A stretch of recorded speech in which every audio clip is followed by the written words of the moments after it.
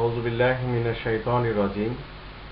বিতাড়িত শয়তানের কবল থেকে আল্লাহ তাআলার কাছে আশ্রয় চাচ্ছি। আসসালামু আলাইকুম ওয়া রাহমাতুল্লাহ। আপনাদের উপরে আল্লাহ তাআলার রহমত বর্ষণ হোক। শিশুকাল থেকে শিশুদেরকে আমরা আমাদের ছোট ছেলে মেয়েদেরকে কোন কোন জিনিস থেকে দূরে রাখা উচিত, আমাদের উপরে দায়িত্ব, এবং শিশুদেরকে কোন নিয়ম নীতিতে গড়ে নেওয়া উচিত। আমরা সবাই জানি ছোট একটি চারা গাছ যদি ছোটবেলায় ব্যাকা হয়ে যায় তাহলে অন্য আরেকটা কাঠি তার সাথে লাগিয়ে সোজা করা সম্ভব হয়। কিন্তু এই চারা গাছটি আস্তে আস্তে যখন বড় আকার হয়, বড় হয়ে যায়, আর সেই ব্যাকা হিসাবে সে যখন বড় আকার ধারণ করে আর বয়স যখন বেশি হয়ে যায় তখন তাকে আর সোজা করা যায় না, অন্য কোনো লাকড়ির সাহায্যে হোক অথবা অন্য কোনো মাধ্যম দিয়ে হোক। ঠিক এইভাবে শিশুদেরকে যদি শিশুকাল থেকে সঠিক পথে গাইড না করা যায় তাহলে এরা যদি বড় হয়ে বিগড়ে যায় আর এদেরকে ঠিক করা যায় না।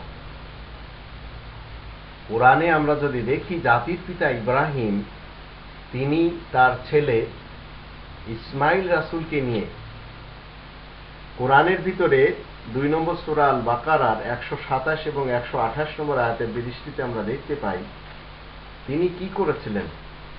ওয়াইদ ইয়ারফাউ ইব্রাহিমুল কওয়াইদা মিনাল বাইতি ওয়া ইসমাইল রব্বানা তাকাব্বাল মিন্না ইন্নাকা আনতাস সামিউল আলিম রব্বানা ওয়াজআলনা মুসলিমাইন লাকা ওয়া মিন যুররিয়্যাতিনা উম্মাতাম মুসলিমাতান লাক ওয়া আরিনা মানাসিকানা ওয়া তুব আলাইনা ইন্নাকা আনতাত তাওয়াবুর রহিম।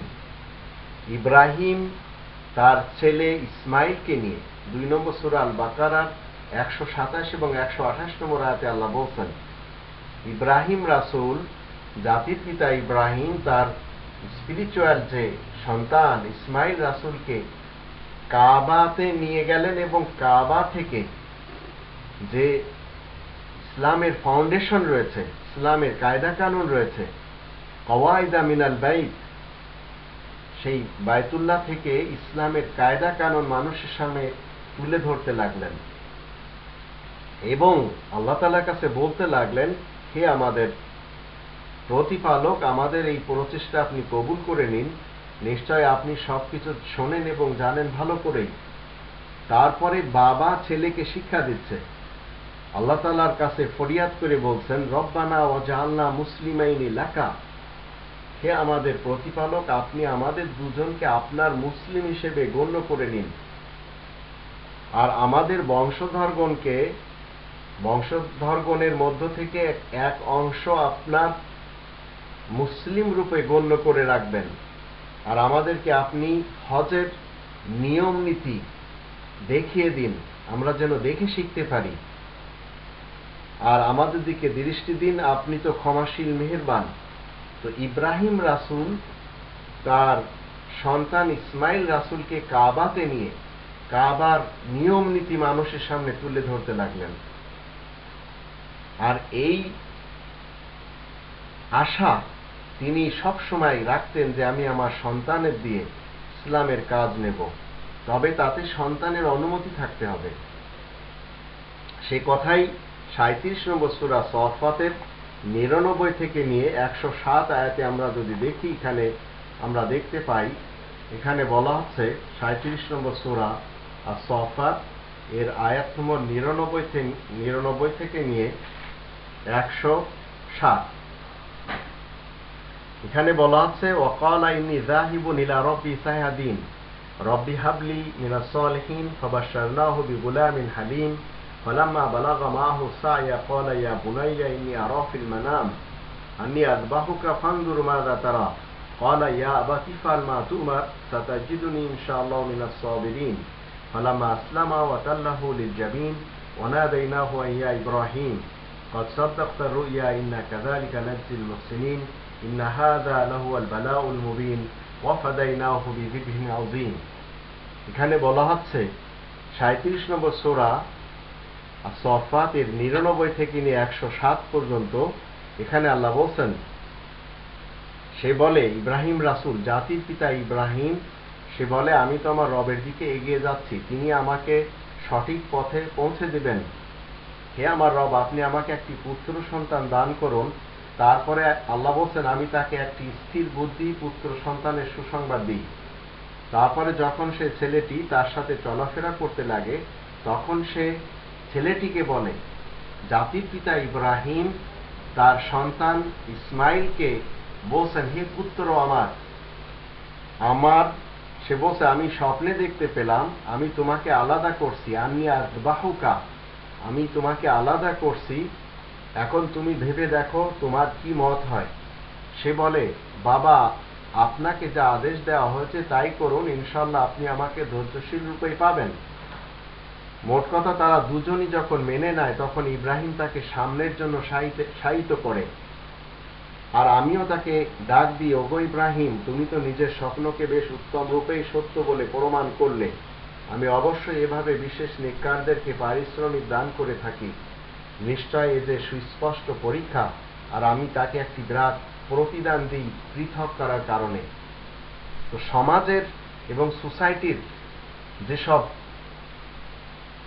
তর ও তরিকা, এসব থেকে তিনি তার ছেলেকে কাবাতে এনে কাবার নিয়ম নীতিকে মানুষের সামনে তুলে ধরতে লাগলেন। এটাই ছিল বাবার পক্ষ থেকে প্রচেষ্টা তার ছোট শিশু ইসমাইল রাসূলকে নিয়ে।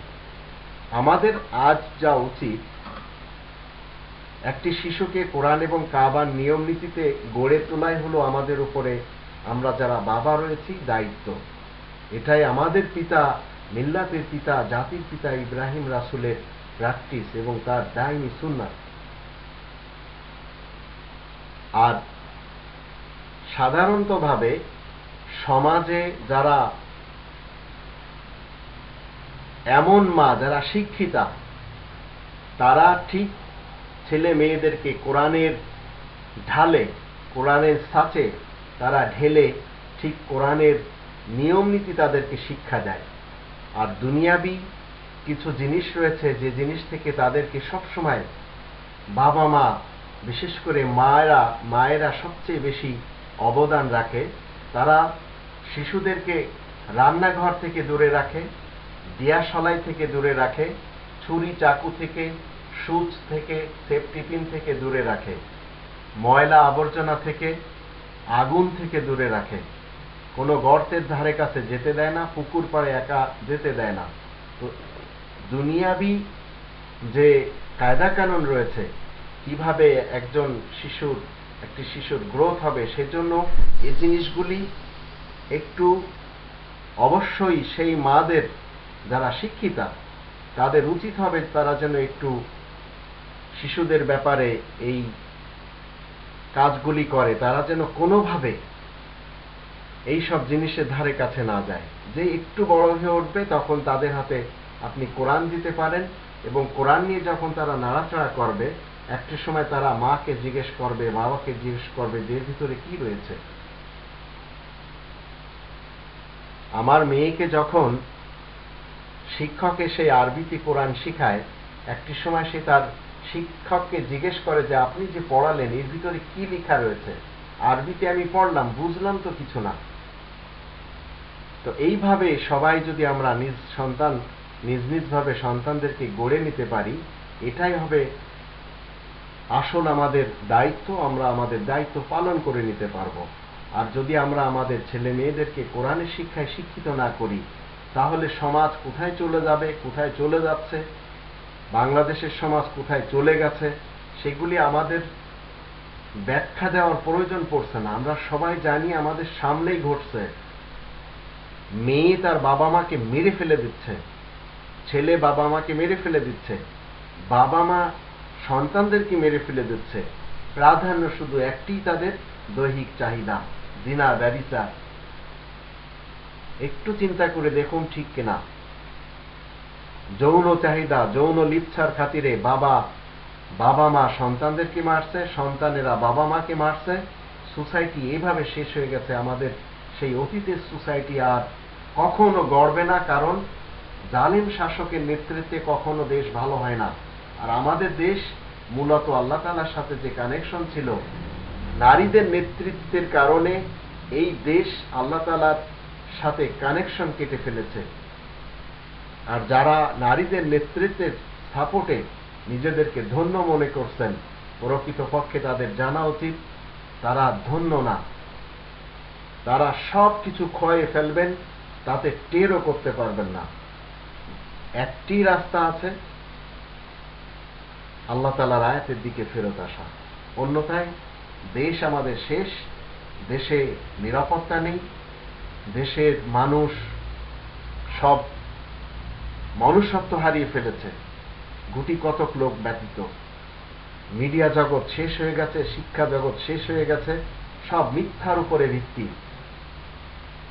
একটু চিন্তা করে দেখুন কথাগুলি ঠিক কিনা। তো আমরা আমাদের ছেলে মেয়েদেরকে শিশুকাল থেকে যদি কোরআন এবং কাবার নিয়ম নীতি না শিক্ষা দিই, তাহলে এরাই আমাদের জন্য অবালে জান হিসেবে পরিগণিত হবে, তাতে কোনো সন্দেহ নেই।